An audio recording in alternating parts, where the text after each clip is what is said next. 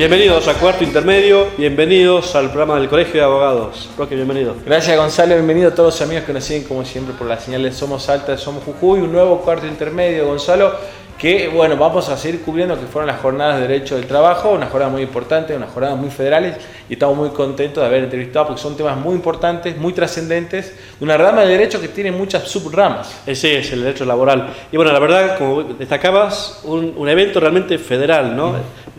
A lo largo del programa vamos a hablar con disertantes de distintas provincias argentinas, van a estar representadas acá. También vamos a hablar de un tema vinculado al derecho internacional, vamos a entrevistar al director del Instituto del Derecho Internacional, al doctor Sergio Bustos, una rama también de derecho muy particular que queremos también que más colegas se acerquen al instituto y que más personas también sepan de qué hablamos cuando hablamos de derecho internacional. Así es, Roque, esto es Cuarto Intermedio y arrancamos con nuestro consejo habitual. Como siempre le decimos a todos nuestros amigos y nuestras amigas que nos siguen, si tiene alguna duda, alguna consulta, algún problema legal, alguna carta de documentos que le llegó, alguna cédula en particular, ¿qué es lo que tiene que hacer siempre, pero siempre, Gonzalo? Siempre, siempre, siempre consulte con su abogado.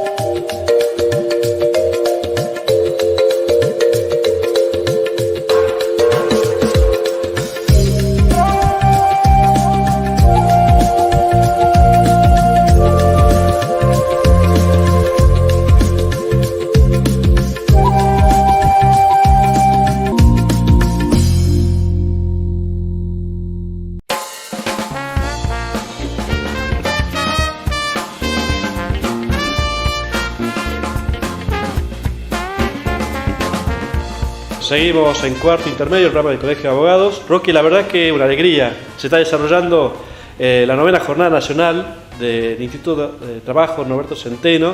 Y la verdad que lindo recibir nuevamente de manera presencial a disertantes de todo el país, Misiones, Buenos Aires, en fin. Así es, Gonzalo. Bueno, justamente estamos ahora en la mesa reunidos con dos colegas que, bueno, uno de provincia de Buenos Aires, la doctora es de Posadas, de Misiones, así la vamos a presentar. Sí, la doctora es Valeria Soksiuk, de Misiones Posadas. ¿Qué tal? Buenas doctora, tardes. Muchas gracias. Abogada litigante, forma parte del Colegio de Abogados de Misiones. Sí, la secretaria de la Comisión Directiva. Gracias, doctora. No, gracias. Y está también con nosotros el doctor Guillermo Terzibachian, usted me corregirá, abogado especialista en Derecho Individual del Trabajo, es de San Isidro. Así es, y representa en esta ocasión al Colegio. Al Colegio de Abogados de San Isidro. Bueno, bienvenidos a Salta. Gracias. Al contrario, muchas gracias por recibirnos. Bien, le pido a la doctora que la entrevista va a ser sentado, ¿no? Sí. Bueno, doctora, un tema que siempre es recurrente en todos los congresos de jornada laboral, el riesgo de trabajo, ¿no? Que es constantemente revisado por la jurisprudencia de la Corte, en materia de modificaciones legislativas. Constantemente. Y ahora con la pandemia, por supuesto que fue un tema, uno de los más tratados. Tenemos muchas reformas, como vos decís, legislativas, o sea, resoluciones que reforman leyes, jurisprudencia que reforma la misma ley. Sí. Así que es un tema, además, es un tema que siempre al colega, porque creo que estas jornadas no solo que a nosotros, Guillermo, nos encanta venir, y a todo nuestro grupo de amigos que nos volvemos a encontrar y charlamos y discutimos lo que es el ámbito del derecho del trabajo, sino que además es un congreso que tiene por fin al abogado laboralista que Sí. venga a escuchar, al abogado de la calle. Y realmente la parte de riesgo siempre interesa al abogado de calle. Sí. Y lo que tiene riesgo es que es una de las partes más difíciles dentro del, o una de las ramas más difíciles dentro del derecho del trabajo, justamente por esa diversidad legislativa que tenemos, y la práctica totalmente hace que todas esas leyes y esas resoluciones muchas veces sean nulas. Antes de pasar a la pregunta con el doctor, digamos, ¿cuál va a ser el tema que va a abordar? Si nos puede Yo voy a adelantar. dar un pantallazo de lo que es la ley de riesgos y en realidad mi especialidad es recalificación profesional, que es que ese trabajador vuelva a reinsertarse en Sí. el ámbito de trabajo una vez que vuelve con alta médica y con una secuela incapacitante, y voy a terminar con honorarios profesionales, que eso ya es un poquito un tema más nuestro en defensa de nuestros derechos también como trabajadores que somos a los abogados litigantes. ¿Puedo agregar algo Sí, de por lo que supuesto. dice Valeria? Para que tengan una idea de lo dificultoso que debe ser el tema de riesgos. La ley de riesgos, el otro día tenía que dar una clase, saqué de Infolec, ha sido modificada por 548 normas. Claro. O sea, hay 548 Sí. normas que no son leyes necesariamente, porque solo 3, Sí. que modificaron de alguna manera la ley. Bueno, eso Mala da- jurisprudencia. Bueno, Mala la jurisprudencia. Bueno, pero doctor, usted, bueno, Pregunta. especialista en derecho individual del trabajo, el derecho individual quizás de todas las ramas del derecho laboral fue quizás la más tradicional, la que menos sobresalto ha tenido hasta que llegó la pandemia. Bueno, No te creas que hasta que llegó la pandemia, acá ya por el año 2017, 2018, intentó haber una reforma Sí, de la ley de contrato de trabajo, tratando no solo de abaratar el despido, sino simplemente de hacer desaparecer lo que fuera la indemnización así es. por el despido. Viene a propósito del tema que va a ser objeto de su disertación, ¿verdad? ¿Usted va a hablar? Efectivamente. Yo voy a hablar sobre el convenio 158 de la OIT.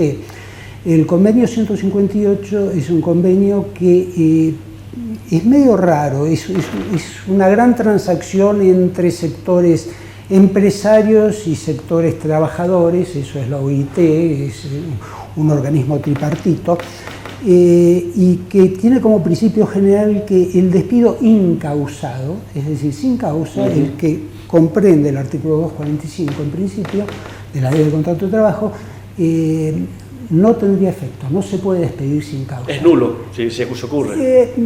Habría que discutir que si es nulo, Sí. si no es nulo, porque no tiene justamente efecto. la problemática, yo dije de eso de transaccional del convenio 158, que de repente dice no se puede, pero uno va analizando después los artículos y parece que se podría. Claro. Eso es lo que quiero analizar yo. Bien, interesante.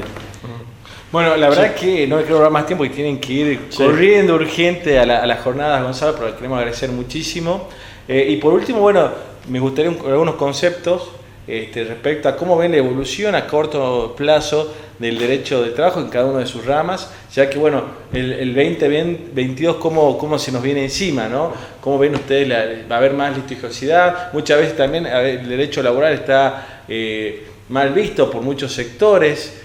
Como decía recién el doctor, muchas veces se intenta inclusive desde la política buscar la flexibilización laboral, o el reclamo por ahí de los accidentes de trabajo también muchas veces encuentra poca acogida muchas veces en la sociedad porque hay mucho desconocimiento. Es que justamente ahí está el problema. Creo que cuando se dice que el problema para que un empresario venga a la Argentina a querer invertir es el derecho del trabajo, sus trabajadores, ahí es donde empezamos mal. Realmente creo que el problema no son los trabajadores, sino la falta de política de Estado, de política pública para que esa empresa venga a invertir a Argentina.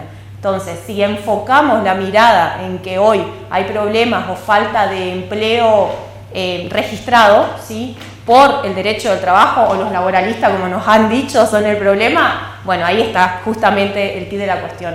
Acá la Constitución defiende a los trabajadores y defiende el derecho a trabajar, y nosotros como laboralistas venimos a defender a esos trabajadores. En cuanto al tema de la litigiosidad que se puede venir en este año que empieza, yo creo que ahí nos vamos a enfrentar a un grave problema, que es doble. Uno, porque cesadas las provisiones de despido, van a empezar a haber muchos despidos, más allá de los que hubo y se disfrazaron de renuncias y de un montón de cosas. Y lo segundo es que por mucho esfuerzo que haga el Poder Judicial, y acá hay que reconocerlo, la estructura del Poder Judicial no da para la litigiosidad que puede llegar a haber en el futuro. Fundamentalmente a partir de que se deje de lado tanto la doble indemnización, el decreto 34, como el tema de la prohibición de despido. Yo creo que va a venir un año duro. A estar preparados. Sí, doctores, muchísimas gracias. A ustedes. Nosotros, Gonzalo, hacemos una muy breve pausa. Brevísima pausa y seguimos en Cuarto Intermedio. Ya volvemos.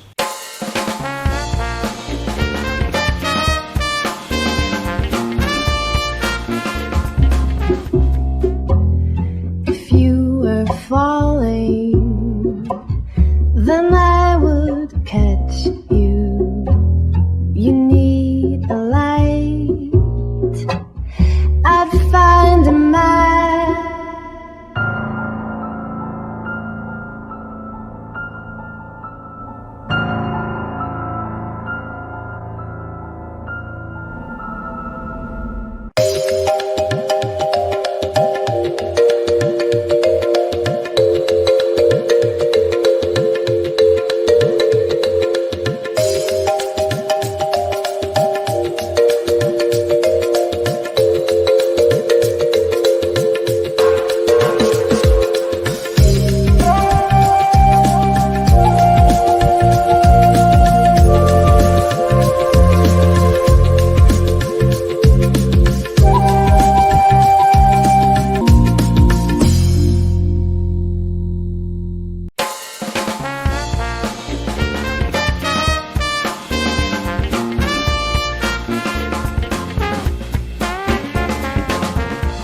Seguimos en Cuarto Intermedio, Roque. Acá estamos para abordar una rama que hace mucho que no tocamos, ¿no? Así es, Gonzalo. Sí. Vamos a hablar de Derecho Internacional.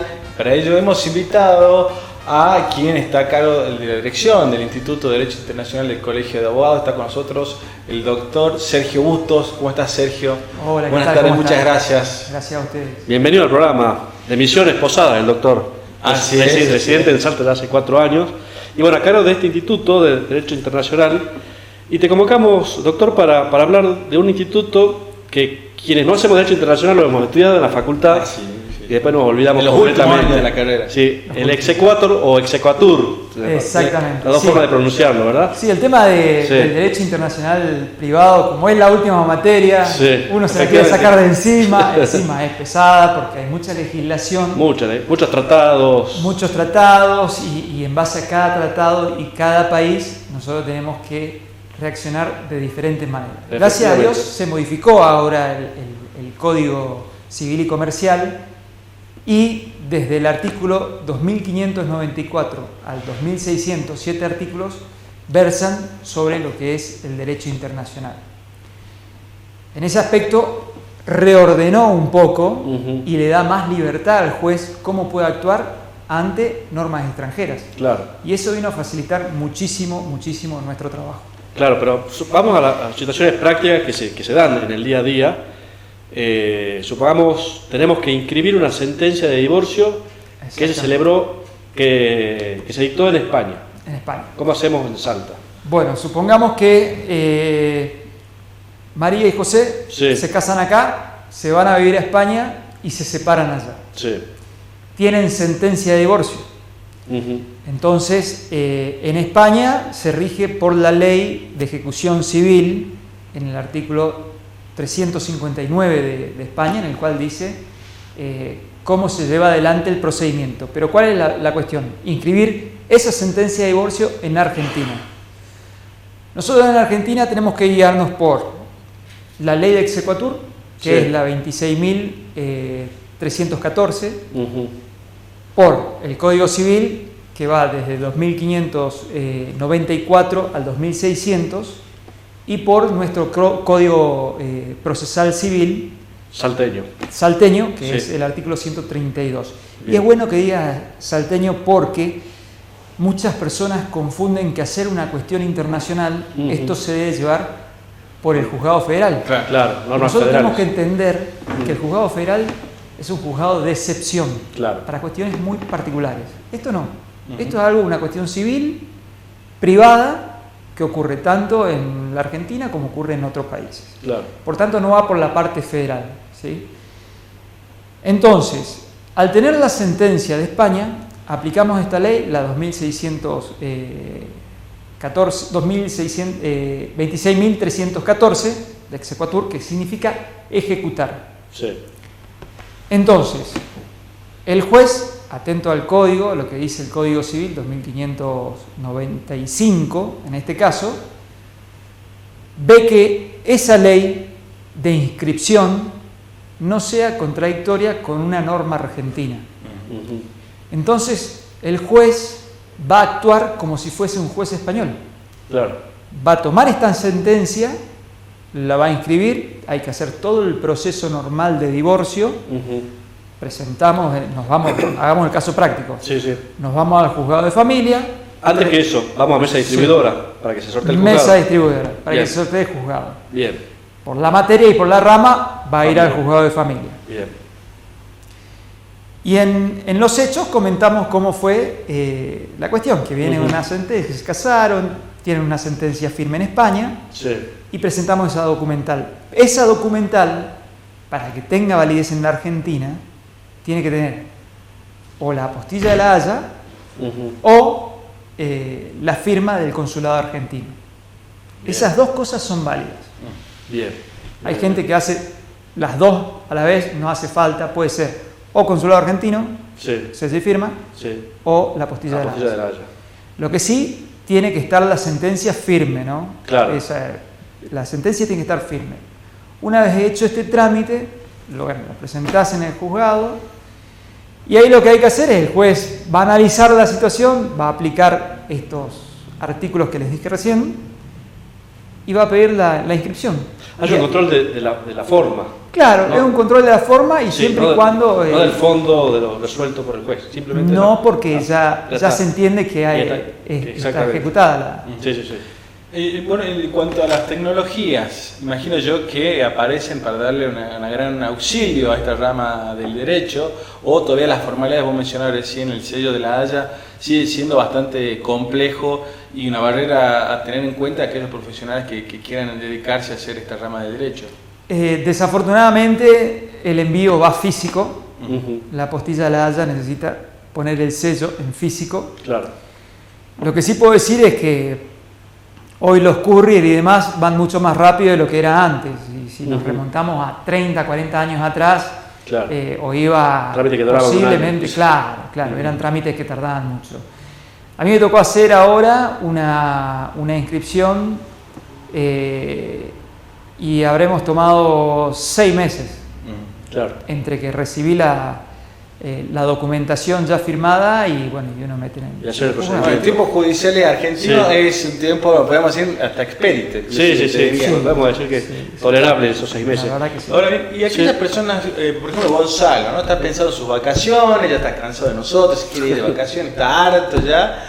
Y bueno, una opción para viajar es dentro del continente, porque con el tema del COVID, de la pandemia, se vuelve todo bastante complicado. Correcto. También una de las materias que hemos tenido en la facultad es el famoso Mercosur. Claro, yo me voy en auto. ¿Qué pasa con mi seguro, por ejemplo? ¿Qué pasa con ¿Sí? los seguros? ¿Qué Sí. pasa con las familias que quieren viajar? ¿Qué pasa con los menores? Bueno, nosotros tenemos dos normativas en ese aspecto. La normativa de seguros de automotor o de transporte que da el Mercosur, y aparte nosotros en la Argentina tenemos la Superintendencia del Seguro. Hasta hace poco estaba un tanto desarmonizado porque la norma del Mercosur exigía que vos tengas tu seguro y lo mismo en duplicado en Seguro, estamos portugués. hablando del auto. Sí, seguro del auto. ¿Por qué? Por Para el caso ejemplo, que ingresar a Chile te piden seguro de vida también, una caución. O una caución. Bueno, en el caso del Mercosur, que no está Chile, te piden que vos tengas por duplicado, cuando la superintendencia del seguro de acá decía que no hacía falta tener por duplicado. No hablaba de tener esa duplicación en portugués por, obviamente, el país Brasil. Ahora está armonizado y tenés que tener, sí o sí, cuando cruzás a Brasil, esa póliza de seguro escrita en portugués. Tiene validez. Si tenés en portugués, tiene validez. Fíjate qué picardía, ¿no? Porque si cruzás a Brasil y no tenés esa póliza traducida en portugués, no te va a cubrir. Claro. No te va a cubrir. Y por ahora la tenés que tener en físico. ¿Sí? Se está tratando el tema de hoy, tener todo en la nube, de manera digital, etcétera, etcétera. Pero tener en cuenta eso, tiene que estar en físico. Así que hablar con el productor de seguros para que provea de la póliza en portugués. En portugués. Sí. Pero fíjate que ya están actuando la Superintendencia de Seguros de Argentina, con la de Brasil, con la de Uruguay, con la de Paraguay, para que puedan tener todo interconectado. Entonces, supongamos que ocurre un accidente y no tenés para demostrar ahí el papel o se perdió en medio del accidente tu póliza y el accidente te ocurrió, ojalá que nunca ocurra, pero te ocurrió en Uruguay, directamente por tus datos entra en la Superintendencia de Uruguay y ya vas a estar registrado, que tenés tal seguro, que estás al día, etcétera, etcétera. Claro. Eso se está tratando ahora y espero podamos llegar. Eso ya lo tiene Europa hace un buen tiempo. Claro. Otra pregunta tomando el ejemplo de las vacaciones, ¿verdad? Matrimonio separado, con hijos, uno decide llevar los chicos de vacaciones, pero necesita la autorización de la otra parte, digamos. Correcto. Era una consulta que siempre llega en esas épocas los estudios. ¿Qué hago? ¿Tengo que ir al escribano para obtener autorización? ¿Tengo que hacer un trámite judicial de autorización judicial? ¿Cuándo es el trámite judicial? ¿Cuándo no? Te hablo de casos concretos. Primeramente tenés que hacer la autorización siempre en la escribanía. Ahora, supongamos vos llevas al aeropuerto de tu país sin salir todavía y se te perdió la escritura. Exactamente. En ese aspecto, si sos de la misma provincia, por medio de comunicación a lo que es el colegio notarial, te pueden pasar una extensión de eso y se certifica en el mismo aeropuerto. Bien. Lo mismo ocurre en las zonas de frontera, digamos, la aduana también te puede llegar a responder en ese aspecto. Ahora, supongamos que vos ya ingresaste al país extranjero y se te perdió, en ese país extranjero se te perdió el permiso. Claro. Que eso ha ocurrido a muchos. En ese caso lo que tenés que hacer es acercarte al consulado y hacer la exposición de eso. Ahí el consulado va a emitir una información previo llamado y cotejo de que, fulanita es tu hija o fulanito es tu hijo, según la información que tienen ellos. Claro. Que ellos obviamente tienen información abierta y exclusiva a todas las autoridades y sobre datos concretos, ¿no?, de la persona. Efectivamente. Entonces ahí sí podés resolver esa situación. ¿Qué pasa con países donde no tenés consulado? Porque hay no en todos los países vos tenés un consulado o tenés una embajada. Entonces en ese lugar en concreto tenés que tratar de manejarte con las autoridades de ese país para que se comuniquen con las autoridades o embajadas o consulados más cercanos a ese país para que se haga ese mismo trámite, pero ya se va a hacer vía postal, lo cual eso sí va a tardar un poco más. Claro. Bueno, doctor, muy interesante realmente, imagino que muchas personas están tomando nota. Le agradecemos muchísimo, lamentablemente se nos acaba el tiempo, tenemos un bloque más todavía por delante, pero queremos agradecer muchísimo y bueno, reiterar la invitación, seguramente ya para el próximo año también aquellos interesados, aquellos colegas que quieran participar del Instituto de Derecho Internacional que se ponen en contacto con ustedes, están los datos en el zócalo de pantalla. Están abiertas las puertas, seguramente ya para el año que viene. La próxima vez vamos a hablar sobre las Islas Malvinas, por qué son argentinas y por qué derechos son argentinos. Pues ya está el tema instalado en la mesa. Instaladísimo el tema. Muy excelente, doctor. Bueno, muchísimas gracias. Muchas gracias. Hacemos una muy breve pausa, Gonzalo. Así es, ya volvemos con más Cuarto Intermedio.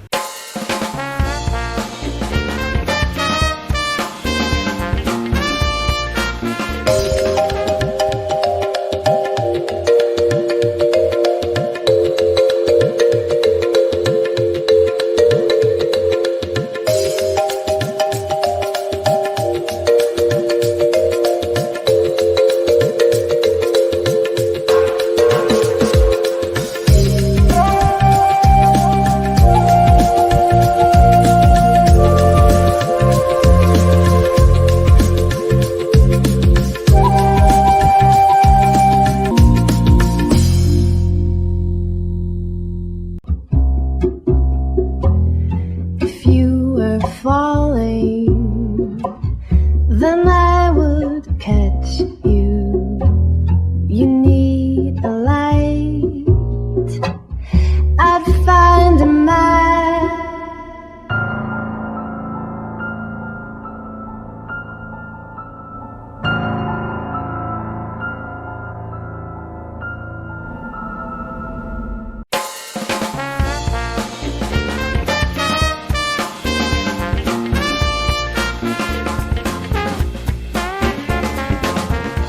Seguimos en Cuarto Intermedio, Roque, en el marco de la 9ª Jornada Nacional del Instituto de Trabajo Norberto Centeno. La verdad que lindo poder compartir con colegas disertantes de otras ciudades, de otras provincias, ¿no? Así es, Gonzalo. Bueno, esta oportunidad están acompañados de San Martín, Sí. de provincia de Buenos Aires, el doctor Gustavo Belesquén Sáenz. ¿Cómo está, doctor? Muchas gracias. Quien, bueno, es especialista en temas del derecho laboral y los famosos eSports. Gonzalo, no sé si estás actualizado No, al tanto de qué son. vamos a ver de qué en se tono. trata. Y nos está acompañando la doctora Andrea Sosa, quien es, bueno, también abogada, también de San Martín, y ella es directora del Instituto de Derecho del Trabajo del Colegio de Abogados de San Martín. Muchas gracias. Gracias. Bueno, bienvenidos al Colegio de Abogados de Salta. ¿Conocían el colegio? El colegio no, conocíamos Sí. la provincia, que es Sí. fantástica. Y no, el colegio es la primera vez que estamos acá. A Sí. Pedro lo conocemos hace un montón. Claro. Pero las veces que vinimos de turismo, ¿no? Todo. Claro, está bien. Porque Sí, es el tan, lugar formal que tan la- maravillosa. Sí, exacto, sí, tan está bien. maravillosa. ¿Y el colegio cómo lo recibió? No, Recibió- maravillosamente bien, la verdad que encantados, nos encantó Es fantástico el Ujú. colegio. lo del A mí me parece inicio que- y fundamentalmente el factor humano por la calidez con la que nos recibieron, así que Contento. muy agradecidos. Bueno, bárbaro. Muchas Bueno, gracias. Nos pusimos colorados. Sí. Bueno, y primero, doctor, bueno, acá estamos con Gonzalo también, estamos Sí. viendo qué son los eSports. Uno por ahí entiende, escucha, pero somos de una generación, parecemos jóvenes, pero somos más viejitos. ¿Y qué tiene que ver el derecho laboral con las relaciones laborales con Bueno, los eso es eSports? lo que muchos se van a preguntar. Bueno, básicamente para reducirlo a pocas palabras, los eSports son competencias regladas de jugadores profesionales de videojuegos, ¿sí? Básicamente se utilizan algunos tipos de videojuegos como puede ser League of Legends, Valorant, Counter-Strike Go o más populares FIFA, más conocidos, de Claro. juegos de fútbol. Nosotros jugamos los fichines. Sí, sí, sí, La sí. Bueno. consola, poner los Somos copeles. todos de esa época. Entonces, ¿qué pasa? Al desarrollarse grupos de jugadores, ¿no? En equipos, estos jugadores empiezan a prestar algún tipo de servicio, digámoslo, en una esfera que los excede a ellos, ¿no? Porque ellos se insertan en algo que ya está armado, donde existe alguien que los contrata, existen preparadores físicos, preparadores psicológicos, muchas veces son concentrados en unas casas especiales que se llaman gaming houses, donde ellos entrenan varias horas por día, tienen que cumplir una determinada cuota de transmisión a través de redes, como puede ser, no sé, Twitch, puede ser YouTube, hay varias. Y además de eso, obviamente, tienen que concurrir a las competencias que los que dirigen los equipos les indican, bueno, podés por acá, podés por allá, vas a jugar con tal y tal otro jugador, porque hay muchas competencias que son en equipo. Entonces, uno mirándolo desde el punto de vista del derecho laboral empieza a encontrar que existen ciertas notas tipificantes de toda relación laboral que están dadas dentro de esta relación que se va desarrollando. Las famosas columnas que uno, bueno, cuando es estudiante y cuando va a analizar un caso, tiene que tener en cuenta que estén presentes esas Exactamente. cuestiones vinculadas que si estamos ante una relación de trabajo o no. En este caso, podemos decir que en la mayoría de las figuras encontramos una relación laboral. Y yo creo que efectivamente se da una relación laboral en estos casos. Porque hay una dependencia económica. Hay una dependencia económica, Sí. quizás la dependencia técnica está atenuada como toda otra, como todo otro trabajo donde depende un poco de las habilidades, calidad la calidad. específica de Claro. la persona. Sí. Lo podemos asociar esto a lo que fuera un jugador de fútbol. Claro. ¿Sí? Ujú. Entonces, yo le puedo decir, vos vas a jugar con esta estrategia, vas a jugar con estos jugadores, pero en definitiva, cómo va a jugar en esa partida va a estar dada por la calidad que tenga ese jugador. Claro, sí, sí. Y entonces, muchas veces estos jugadores, independientemente del resultado obtenido en las diferentes competencias, reciben una contraprestación dineraria, están sujetos al poder de control de sus empleadores. Al ser de manera virtual, ¿qué norma se aplica? Porque pueden ser empresas que sean del exterior y competencias que se realizan en Internet, sin una jurisdicción. Bueno, esa es una de las complicaciones que se da y que se da en todo lo que es virtual. Entonces, vos por un lado sí vas a tener hasta cierto punto, vas a tener competencias que son en forma remota, pero luego, a medida que se van avanzando en las instancias eliminatorias, casi siempre se terminan haciendo finales regionales y luego internacionales en forma física. ¿Sí? Que son transmitidas y que hoy por hoy en muchos casos tienen tanta demanda porque se transmiten por medios digitales, se transmiten, son grabadas y se transmiten en forma offline luego. El problema de todo esto es que vos vas a concurrir a jugar, vas a concurrir en representación de un equipo, pero como planteaban ustedes antes, ¿qué norma se va a aplicar mientras yo me esté desempeñando, desarrollando esa actividad? Sí. Ese es uno de los puntos que hay que discutir. ¿Y cuál es la figura jurídica que hoy por hoy regula las obligaciones y los derechos de cada una de las partes? En nuestro país, hoy por hoy, no la hay. Claro. No hay una figura específica. Podemos sujetarnos a una ley de contrato de trabajo, pero la verdad es que la ley de contrato de trabajo en muchas de estas cuestiones queda un poco desactualizada, porque justamente se dan una serie de circunstancias que hacen que sea muy dificultoso poder aplicar la norma y controlar. Si se da en nuestro país, en nuestro ámbito, perfecto. Pero ¿qué pasa cuando yo tengo un jugador que es argentino que va a ir a competir a otro país? ¿Qué pasa cuando el equipo es argentino? ¿Qué pasa cuando el equipo es de otro país y el jugador es argentino? Se dan un montón de situaciones que son difíciles, muy difíciles de controlar y que obviamente tenemos que desde el derecho del trabajo empezar a ponerle un ojo porque son circunstancias que deben ser regladas de alguna manera, teniendo como premisas dos. Uno, que el jugador es la parte más vulnerable de esta relación. Y por otro lado, que la mayoría de los casos son gente muy, muy jóvenes. Nos encontramos con adolescentes, preadolescentes, que se insertan en esa... Se insertan y dejan toda su vida, porque muchas personas por ahí de otra generación que no entiendan, que lo consideren como un hobby quizá, en realidad es toda una vida que se dedica de manera profesional. Se sigue considerando en muchos casos como si fuera, está jugando a los jueguitos. Está jugando a los jueguitos. Pero los jueguitos esos, hoy por hoy, a nivel mundial, mueven cifras que son multimillonarias. De hecho, ha pasado ya el nivel de la facturación anual que genera una industria ya centenaria como puede ser Hollywood. ¿Sí?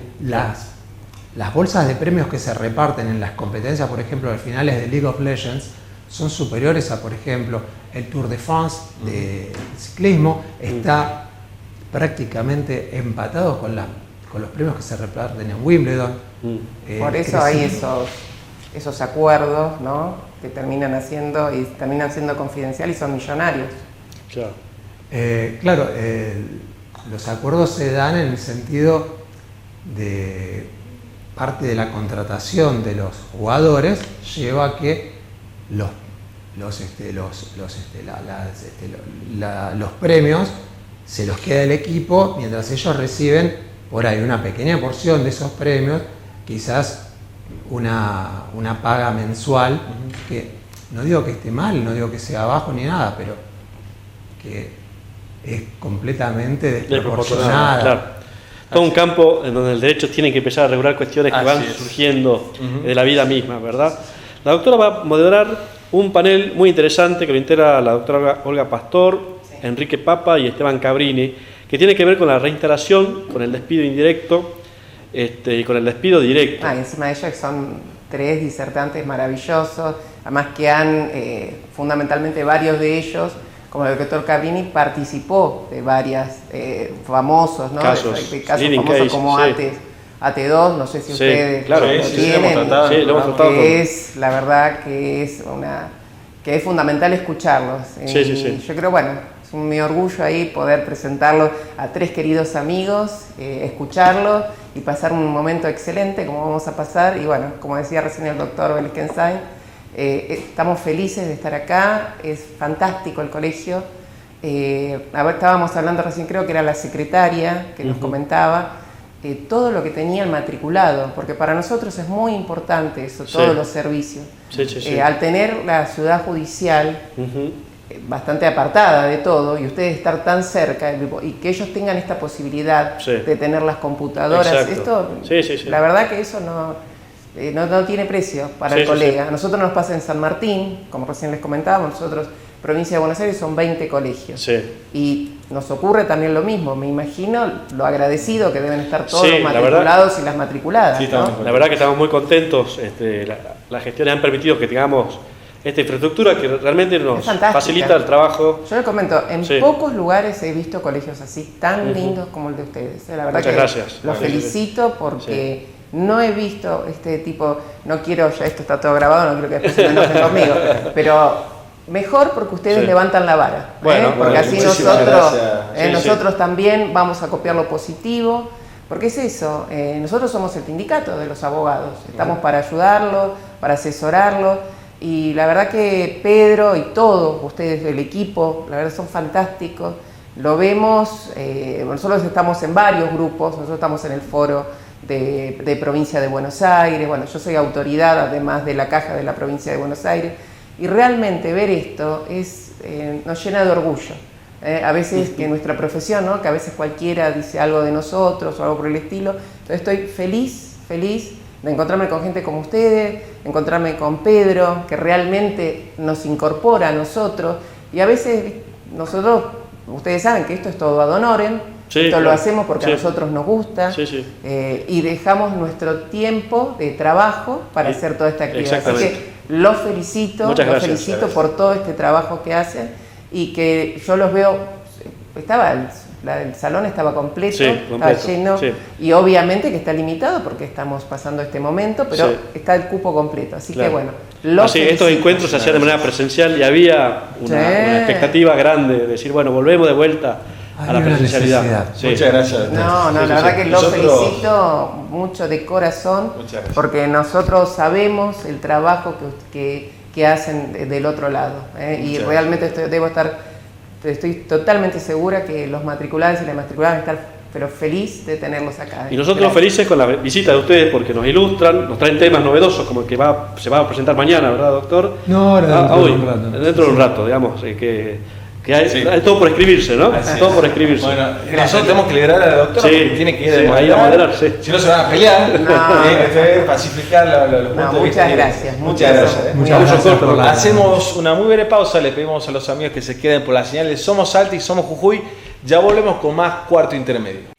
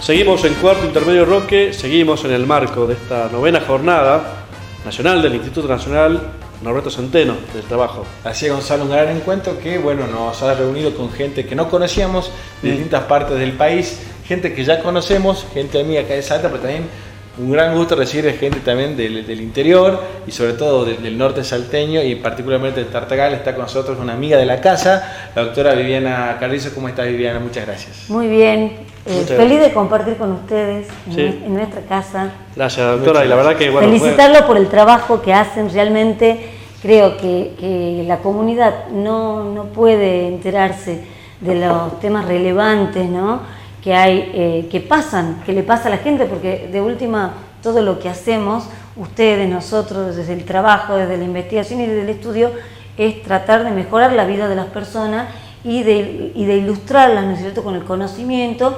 Entonces yo creo que es muy, muy valioso. No tenemos otra forma de conocer lo que nos pasa sino a través de programas como estos, así que muchas gracias. Un aplauso para ustedes. No, bueno, nosotros el agradecimiento siempre a todos nuestros invitados que enriquecen con sus experiencias, conocimientos de nuestro programa, que es el caso de usted, doctora, y del tema que va a traer a esta jornada, que tiene que ver con la empresa familiar y el derecho del trabajo. ¿Qué es una empresa familiar? ¿Cuándo estamos frente a una empresa familiar? Bueno, una empresa familiar se entiende que es cuando dos o más personas, ¿no es cierto?, deciden emprender, digamos, hacer un emprendimiento comercial y mantener, ¿no es cierto?, en el transcurso del tiempo la perdurabilidad de esa empresa y donde la familia va a tener la propiedad, ¿no?, y la gestión en el tiempo, y la idea es que eso luego traspase a la siguiente generación. Claro.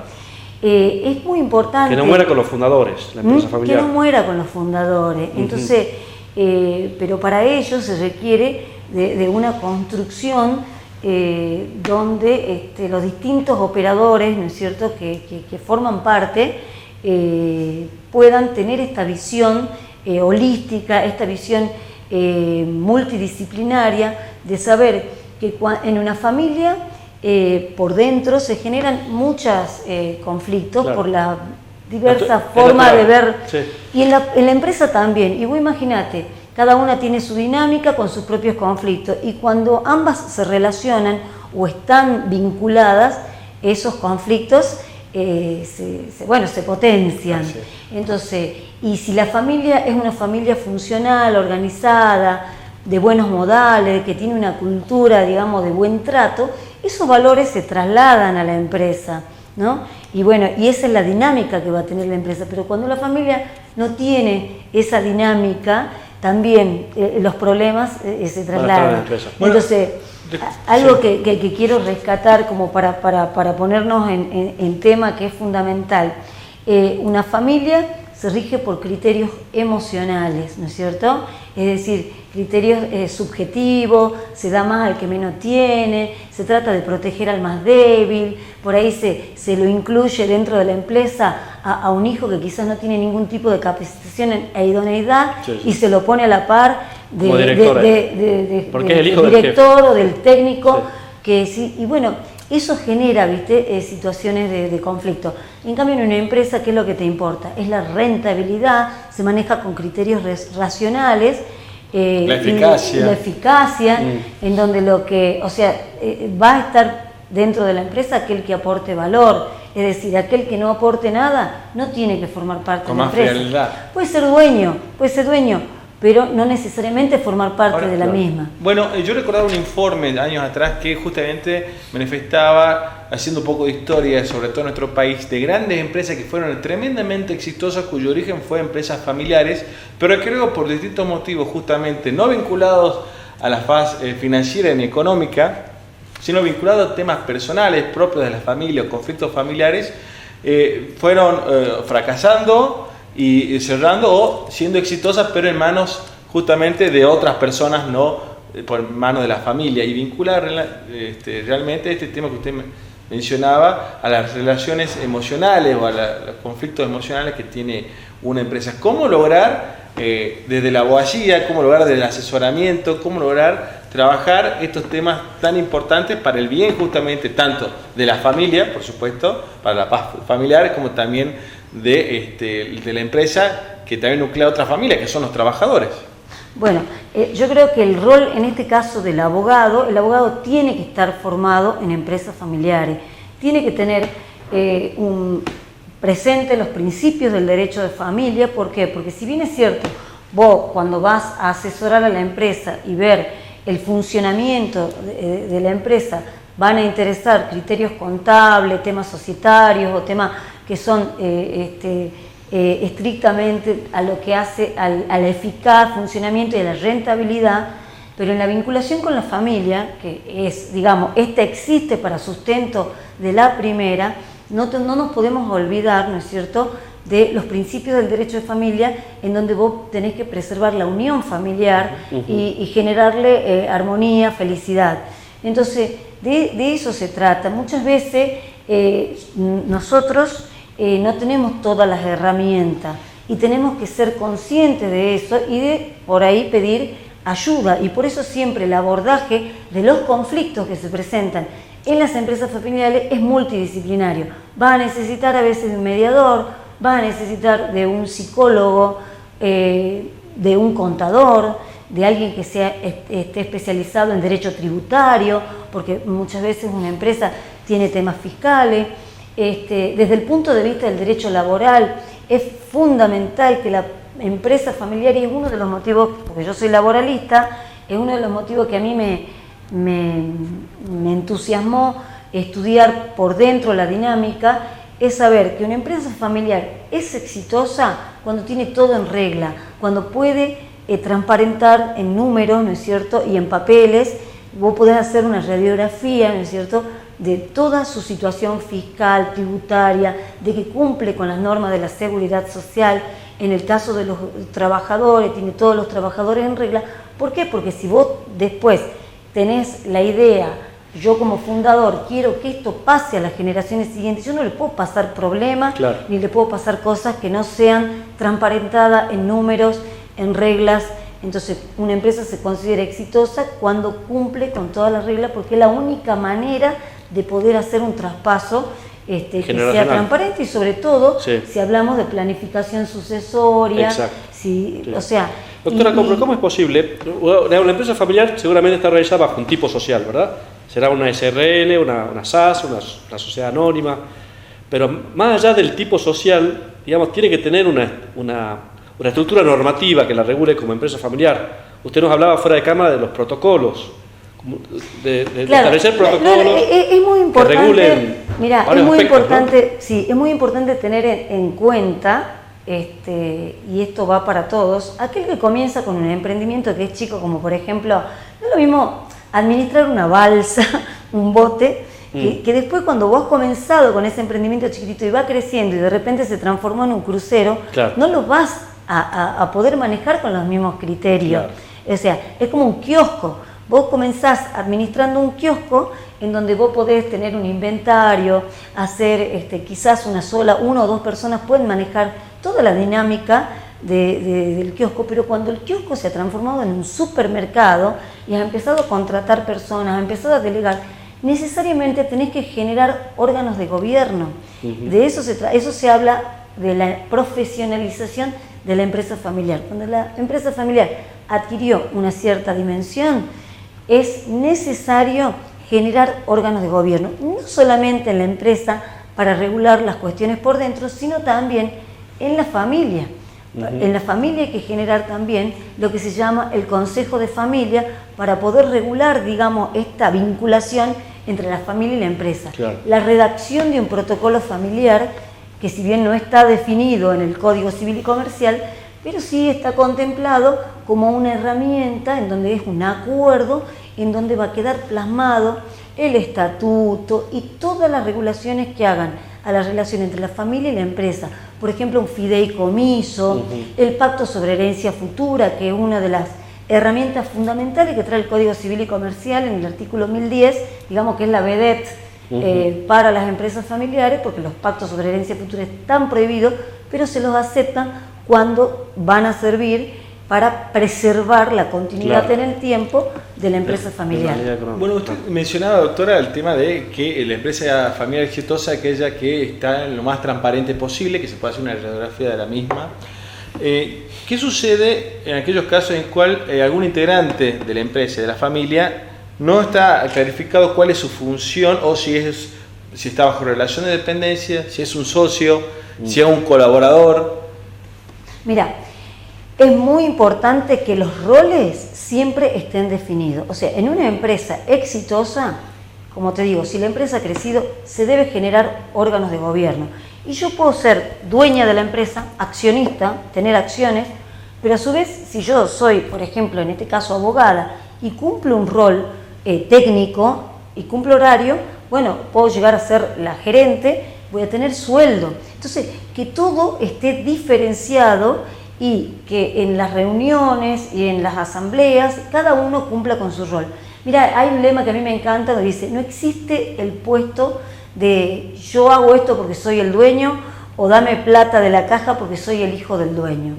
Todos cumplen reglas. En una empresa familiar exitosa, absolutamente todos cumplen reglas, porque en todo momento, dentro de una empresa, los trabajadores, los proveedores, los clientes, son, digamos, personas o entidades a las que hay que preservar y generar vínculos de confianza y de eficacia.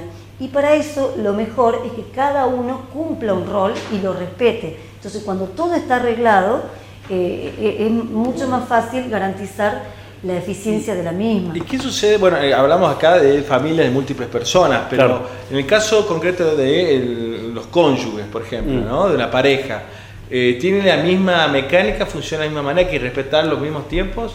Mira, yo casualmente esto me trae a una de las regulaciones que trae el nuevo Código Civil y Comercial es la posibilidad de que los cónyuges puedan realizar ser socios y hacer el acuerdo el acuerdo societario para definir, porque si mañana se divorcian, que quede bien en claro. Y si la esposa cumple un rol, trabaja en la empresa, cumpliendo horarios, realizando un trabajo técnico, que esté registrada y que tenga todos los beneficios de la seguridad social. El hijo que no cumple funciones en la empresa, que no, no tiene ningún rol ni función adecuada, no tiene que ser parte, pero puede ser dueño. Entonces, la idea es tratar de generar una cartera de socios responsables. Yo puedo no trabajar en la empresa, pero no por eso dejar de ser dueño, para lo cual tendré un delegado que sí represente mis intereses.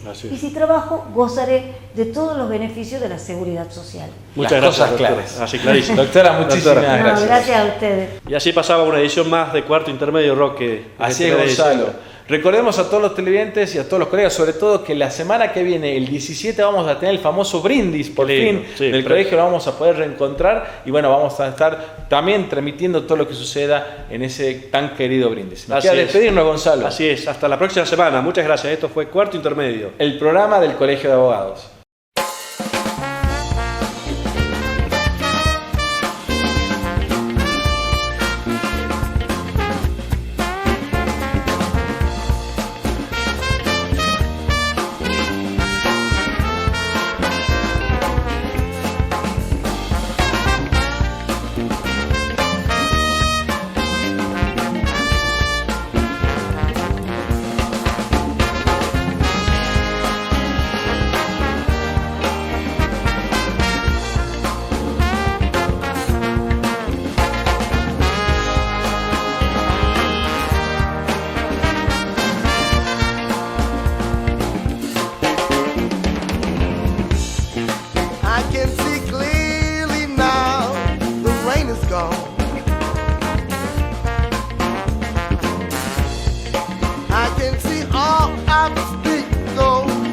My